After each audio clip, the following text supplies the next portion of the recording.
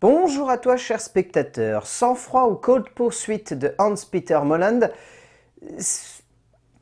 Comment vous dire, c'est malheureusement classifié dans la catégorie des films où Liam Neeson tue des gens. C'est-à-dire que littéralement, je suis assez scandalisé de voir que la phrase d'accroche qui se trouve sur le poster qui est dans toutes les rues de pas mal de villes de France, c'est de loin le meilleur film où Liam Neeson tue tout le monde. C'est-à-dire que cet acteur qui a quand même reçu l'Oscar du meilleur acteur pour la liste de Schindler est réduit à ça maintenant. Un mec qui bute tout le monde. Et je trouve ça un peu triste quand on voit le gabarit de l'acteur et au-delà de ça, quand on voit le potentiel gabarit qu'a l'air d'avoir l'œuvre de Hans-Peter Molland. Le résumé pour faire simple, Niels vient d'être élu citoyen de l'année dans la petite station balnéaire de Kio où il s'occupe de déneiger ce qu'il appelle la route vers la civilisation. Pourtant, tout n'est pas rose là-bas. La preuve, Niels va retrouver son fils mort et la police conclut assez rapidement à une overdose. Mais pour Niels, ce n'est tout simplement pas possible. Alors, on va faire une brève parenthèse parce que je pense qu'il faut quand même recontextualiser un petit peu le premier film avant de vous expliquer ce qu'est Sang-froid. Donc allons-y pour un petit récap. Sorti en France en 2014, le film est passé assez inaperçu lors de sa sortie en salle. Mais heureusement qu'au Festival de Beaune, le long métrage est reparti avec tout de même pas mal de prix. Ça ne servirait pas à grand chose que je vous résume l'histoire ici, c'est la même que sur Sang-froid. La seule différence étant le contexte géopolitique du métrage, qui permet quelques petits dialogues un peu plus cinglants que ceux qui nous sont offerts dans ce remake. Ce qui marque en fait ici, c'est la sobriété du dispositif, le fait que Peter Molland veuille avant tout faire en sorte que ce soit l'humour qui ressorte au sein de l'aspect très glauque de cette histoire, et donc, plutôt que d'en faire des caisses, il traite son récit avec pour ligne directrice le film de mafia. Et ensuite, il y a un plan de tout plein de petits codes de comédie qui font que cela donne presque lieu à un détournement de film de genre. On pourra toujours trouver que le rythme du film est assez lent et que par moments cela n'avance pas trop, mais la justesse des dialogues, l'élégance du geste, la finesse de la mise en scène et l'immersion qui se fait par lui et de tout cela font que c'est une œuvre atypique qui s'implante parfaitement dans cette nouvelle vague nordique qui commença dans cette période-là et dont Ruben Östlund fait également partie par exemple. Donc ouais, en soi c'est une jolie surprise et un excellent film en plus de la part du cinéaste norvégien. Bon, maintenant que vous avez l'idée en tête, donc, ce film est un remake. Mais un remake très particulier, donc ce fameux genre de remake qui rentre dans la case du « c'est le même réal, qui refait le même film, avec des acteurs différents et plus de budget ». Et vous avez l'idée en fait du long métrage. C'est-à-dire que littéralement, Hans-Peter Molland a refait le même film, mais avec plus de budget. Même dynamique, même rythmique, même type de plan, même type de montage, même type de narration, même conclusion, même continuité, tout est identique. La seule petite nouveauté qu'il y a, on en parlera dans l'écriture, c'est les flics qui sont plus présents. Mais sinon, littéralement, Hans-Peter Molland vient de livrer la version anglaise, puisque le film reste anglais au vu de la globalité de son casting, la version anglaise de son long métrage norvégien. Ce qui en soi est pas très intéressant comme exercice. Ça donne lieu à un film plutôt divertissant, plutôt sympathique, mais je dirais pas qu'on est proche du vide artistique, mais en tout cas, on n'est pas loin du vide créatif. Et moi, je trouve ça assez compliqué du coup d'aborder le long métrage en se disant est-ce que ça va être intéressant en sachant que dès les premières minutes, si vous connaissez le film original, vous êtes fixé en fait sur ce que va vous donner ce long métrage. Sur la base, l'idée de faire un remake est plutôt intéressante. Mais j'ai toujours trouvé ce concept très étrange de la part d'un cinéaste de choisir de refaire le même film avec juste un plus gros budget ou une symbolique juste adaptée au pays dans lequel il décide d'implanter son récit. Et on pense tous de suite à Funny Games US ou encore à Psycho version année 2000 par exemple.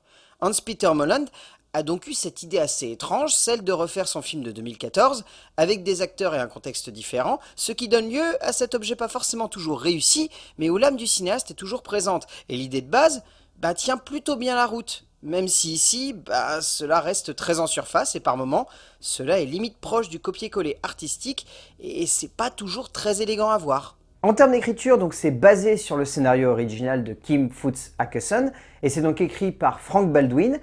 Et la première chose qui me saute aux yeux, c'est que en termes d'écriture et de scénariste, Frank Baldwin a quand même dû bien s'ennuyer lorsqu'il a dû remettre en forme le scénario de Åkesson. Parce que franchement dans le genre, c'est tout pareil, sauf le contexte géopolitique qui change. Ça amène quelques thématiques plutôt intéressantes, mais honnêtement en termes de profondeur et de composition de personnages, c'est un petit peu triste. Heureusement, il y a un point sur lequel Baldwin a dû s'éclater, c'est que on sent que dans ce scénario, il a voulu, entre guillemets, donner plus de puissance au personnage à côté de Niels. Parce que dans le premier, c'est vraiment Niels qui est notre point d'ancrage en termes d'immersion, en termes d'émotion et en termes de continuité dramatique. Là, l'intérêt, c'est que l'écriture de Baldwin joue beaucoup plus avec les points de vue. On en parlera un petit peu plus tard, mais on a vraiment cette sensation que tous les personnages sont creusés et qu'ils ont un background plutôt sympathique. Le plus gros souci, si on devait comparer le scénario de Hackesson et celui de Baldwin, c'est que le méchant chez Hackesson est beaucoup mieux construit et chez Baldwin est beaucoup plus vide et sonne comme un peu, je dirais pas pauvre, mais en tout cas un petit peu bené. Pour pas dire carrément con par moment, mais ça c'est un détail. Mais du coup, ça donne vraiment cette impression qu'en fait, il n'y a pas eu beaucoup de travail d'écriture, qu'à mon avis, ça a juste été un travail de transposition des personnages dans un autre contexte. Mais franchement, ça... Je dirais que pour une première découverte, ça doit être hyper fun. Lorsqu'on a le contexte du film et l'idée de base qui s'en dégage, c'est-à-dire le fait que ça soit un remake, ben... on trouve ça terne et pas forcément très intéressant en termes de reprise et en termes de réinvention. Parce que c'est pas de la réinvention, c'est littéralement de la transposition. Heureusement qu'il y a quelques points qui arrivent à ressortir quand même de l'écriture. Baldwin joue ici plutôt bien avec les personnages, et c'est certainement la plus grande force de son écriture tout du long du métrage, car en un sens, cela porte beaucoup de la narration, car finalement, Niels n'est que l'entrée en matière, et le plat de résistance se met ensuite magnifiquement en place au sein de cette narration. On oscille de protagoniste en antagoniste, en passant par quelques petits instants de poésie, pas toujours la bienvenue, mais où l'on pointera tout de même du doigt l'inventivité narrative et émotionnelle d'une écriture qui réussit plutôt bien à s'émanciper de la continuité du premier scénario, même si évidemment on retrouve tout de même énormément de points communs avec l'original. En termes de mise en scène, Hans-Peter Molland a littéralement refait la même chose, mais avec plus d'argent. Et je vois pas quoi dire de plus. Le seul souci que j'ai, c'est que du coup, ça se voit qu'en termes de montage, en termes de rythmique et en termes de puissance dramatique, il y a quelque chose qui ne fonctionne pas forcément hyper bien dans Sang-Froid. Dans le sens où, dans le premier, c'était très sobre. C'était vraiment très léger, entre guillemets, en termes de mise en scène. C'était souvent une mise en scène qui accompagnait la situation et qui, du coup, donnait lieu à pas mal d'instants où c'était vraiment... les dialogues sont plus importants que ce que le cadre veut transmettre.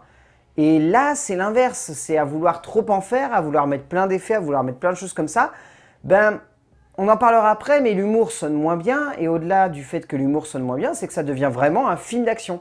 Un film d'action qui se contente sur nous d'enchaîner des séquences qui, voilà, veulent être grandioses, veulent être puissantes, veulent être intenses, mais où du coup, il n'y a plus grand-chose de travaillé ou de subtil qui se dégage de ça. C'est... étonnamment, c'est bizarre, mais pour vous donner un ordre d'idée, je trouve que Sang-Froid fait plus long que Refroidi. Refroidi est plus dynamique parce que la longueur des plans permet à la mise en scène d'avoir de l'impact. Sang-Froid a moins d'impact parce que la longueur des plans qui est raccourcie donne lieu à cette sensation de longueur. Et c'est un petit peu dommage en soi, mais encore une fois, l'exercice est compliqué, je m'en rends bien compte. Là-dessus, c'est extrêmement difficile de juger le métrage, car en soi, on voit l'idée de Peter Molland. Mais c'est difficile de ne pas voir dans la mise en scène et le travail du cadre de cette œuvre une version entre guillemets gros budget de son premier film, comme si finalement le but premier était simplement de faire mieux avec plus de moyens. Étonnamment, on s'amusera à se dire que la sobriété de son premier coup d'essai permettait à l'humour de mieux ressortir et que ici, cela sonne comme grossier. Mais pour autant, cela ne résonne pas comme étant déplacé, et finalement, la démarche artistique est plutôt louable, voire même carrément proche d'une bonne idée qui ne tient tout de même pas le coup sur la longueur. En termes de casting, on montrait beaucoup Laura Dern dans la bande-annonce, au final elle n'est que peu présente et franchement c'est limite si c'est pas un caméo. Moi je pointerais surtout du doigt Tom Bateman et Tom Jackson qui sont vraiment très très bons, même si Tom Bateman a tendance à être un petit peu caricatural, il le fait plutôt bien, mais Tom Jackson par exemple a une posture et une puissance, le mec a un charisme de dingue, il se pointe à l'écran, il bouffe tout l'écran, littéralement. Amy Rossum est pas mal dans le rôle de la flic, donc la grosse nouveauté entre guillemets de l'écriture. Mais alors franchement, ça se limite vraiment à ce qu'elle soit bien, parce que son rôle n'est pas plus écrit que ça. Et après, il y a encore une fois cet immense acteur qui aujourd'hui est rangé dans la catégorie de l'actionneur, alors qu'à une époque, quand même, je le redis, il a reçu un Oscar et qu'aujourd'hui, bah, ça ne semble plus lui servir à rien, puisqu'il s'est mentionné à aucun moment dans les bandes annonces. C'est triste quand même. Liam Neeson a décidément cette image de tueur qui lui colle à la peau.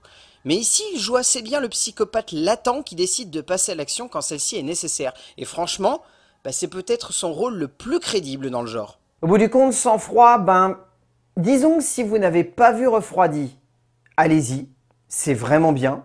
Vous allez vous éclater parce que vous allez tout découvrir. Si vous avez vu Refroidi, je pense pas que l'exercice va vous plaire ou va, entre guillemets, apporter une lecture de plus à l'œuvre de Hans-Peter Molland. C'est une idée qui n'a pas vraiment de sens, qui reste divertissante, qui reste entraînante parce que l'histoire est entraînante, mais ça reste juste un délire de cinéaste qui veut, entre guillemets, faire son film gros budget et qui préfère se contenter de reprendre une œuvre qui a marché plutôt que de créer une œuvre originale. C'est très bizarre comme idée. Mais pour le coup, Sang-Froid ou Cold Pursuit de Hans-Peter Molland, pourquoi pas? Ça reste fun, ça reste divertissant, mais si vous avez vu Refroidi, encore une fois, mettez-vous en tête que vous allez revoir la même chose quasiment à l'identique. Mais si vous ne l'avez pas vu, franchement, je pense que vous allez vous éclater devant ce film. A plus!